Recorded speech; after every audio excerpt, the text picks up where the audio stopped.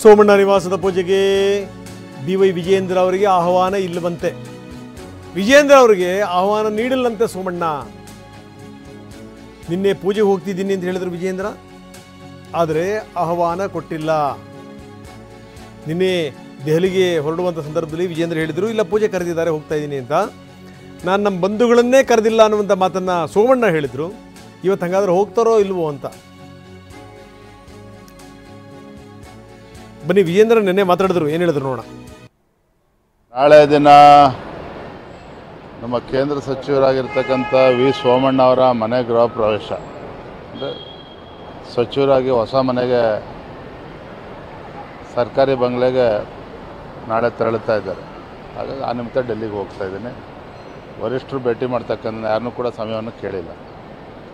Sir, Yatnal ಅವರು CM ರೇಸ್ನಲ್ಲೂ ಇದ್ದೀನಿ ಮತ್ತು ರಾಜ್ಯಾಧ್ಯಕ್ಷ ರೇಸ್ನಲ್ಲೂ ಇದ್ದೀನಿ ಅಂತ ಇವತ್ತು ಸಹ ಹೇಳಿದ್ದಾರೆ. ಏನಪ್ಪ?